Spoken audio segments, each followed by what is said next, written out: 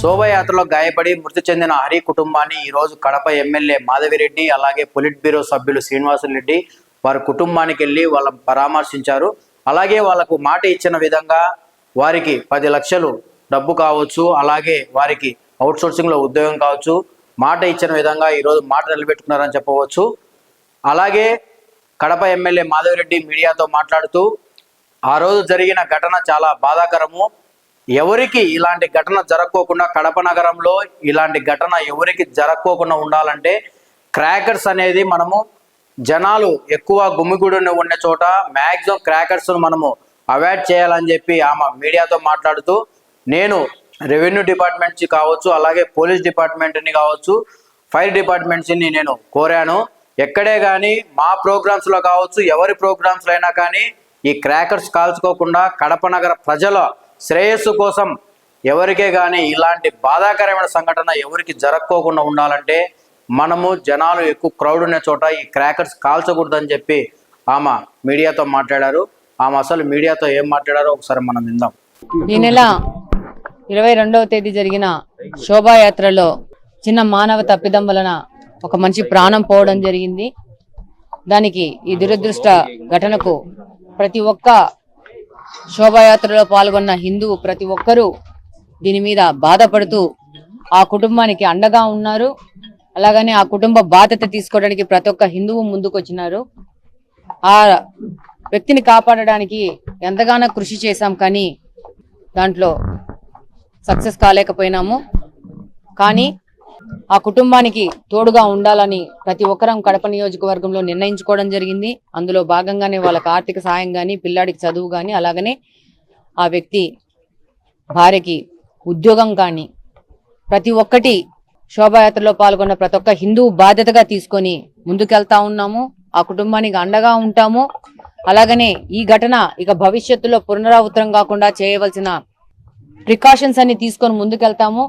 Public gather అయ్యే చోట, ఏ ఒక్క ర్యాలీలలోనూ, ఏ ఒక్క ఉత్సవాలలోనూ కూడా పటాకులకు పర్మిషన్ ఇవ్వకుండా ఉండే విధంగా కలెక్టర్ గారిని, ఎస్పీ గారిని, ఫైర్ డిపార్ట్మెంట్ ని అడుగుతున్నాము.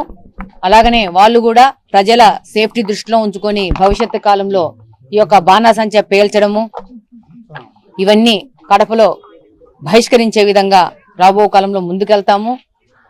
కడప నియోజకవర్గంలోని ప్రజల సేఫ్టీనే ఇంపార్టెంట్ గా ముందుకెళ్తున్నాము. ఆ విధంగానే పని చేస్తా ఉన్నాము. ఈ యొక్క కుటుంబానికి సంపూర్ణ సహకారం ఇస్తూ వాళ్ళ బాధ్యత తీసుకుంటూ వాళ్ళతో పాటు నడవడానికి ప్రతి ఒక్క ఈ శోభాయాత్రలో పాల్గొన్న ప్రతి ఒక్క హిందువు ముందుంటారని చెప్పి సందర్భంగా తెలియజేసుకుంటున్నాను. Thank you very much. మాసాపేటలో, కడప నగరంలో మాసాపేటలో శ్రీహరి అనే ఒక సెక్యూరిటీ గార్డు మొన్న జరిగిన 22వ తేదీ జరిగిన శోభాయాత్రలో ప్రమాదవశాత్తు దురదృష్టపరంగా చనిపోవడం జరిగింది. దీపావళి పటాకులు కాల్చినప్పుడు ఆ పటాకి తగిలి చనిపోవడం. 3 రోజులు అతని కోసం రిమ్స్ వైద్యులందరూ కూడా చాలా శ్రమించినప్పటికీ కూడా దురదృష్టవశాత్తు చనిపోయాడు. ఈరోజు అయోధ్య ఆలయ కమిటీ, అదేవిధంగా 3 స్కూల్స్ కూడా ఆ కుటుంబానికి అండగా 6 సంవత్సరాలు 7 సంవత్సరాల అబ్బాయి, ఒకటే అబ్బాయి, అతను చదివించడానికి 3 స్కూల్స్ వాళ్ళు ముందుకు వచ్చారు. అదేవిధంగా ఆలయ కమిటీ వాళ్ళు కూడా 10 లక్షల రూపాయలు ఆ కుటుంబానికి అండగా ఉండాలని చెప్పి 10 లక్షల రూపాయలు కూడా డబ్బులు ఇవ్వడం జరిగింది. కడపలో మేము జిల్లా కలెక్టర్ గారితో మాట్లాడి, నేను ఎమ్మెల్యే గారు కూడా ఏదైతే చనిపోయిన వ్యక్తి భార్యకు ఒక అవుట్సోర్సింగ్లో ఉద్యోగం ఇస్తామని కూడా భరోసా ఇచ్చాం, ధైర్యం ఇచ్చినాం. తప్పకుండా ఆ కుటుంబానికి అన్ని రకాలుగా అండగా ఉంటాం. ఈ సంఘటన శోభాయాత్రలో జరగడం చాలా దురదృష్టం. దాదాపు 4 సంవత్సరాల నుంచి కూడా ప్రతి సంవత్సరం లోక కళ్యాణం జరిగేదానికి అందరి మంచి కోసం జరుగుతున్న శ్రీరాముని కళ్యాణం శోభాయాత్ర కార్యక్రమం. అటువంటి కార్యక్రమంలో ఈ వ్యక్తి చనిపోవడం అనేది చాలా బాధాకరం, చాలా దురదృష్టం కూడా. ఆ కుటుంబానికి అన్ని రకాలుగా కూడా అండగా ఉంటామని తెలియజేశాం. అదేవిధంగా కడప నగరంలో ప్రతి హిందువు కూడా ఆ కుటుంబానికి అండగా ఉండాలని కూడా పిలిపిస్తూ ఉంటాం.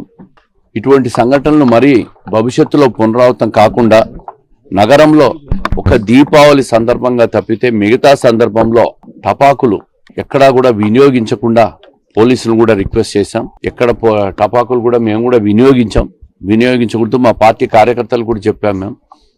దానివల్ల చాలా ప్రమాదాలు జరుగుతున్నాయి. మనుషుల ప్రాణం కంటే ఏది ఎక్కువ కాదు. అందుకే టపాకులు కూడా నిషేధం చెప్పినాం. అన్ని రకాలుగా ఆ కుటుంబానికి అండగా ఉంటాం, సానుభూతి వ్యక్తం చేస్తున్నాం. తొందరలో అవుట్సోర్సింగ్లో ఆమెకు తల్లికి కూడా ఉద్యోగం ఇచ్చే ఏర్పాటు చేస్తాం.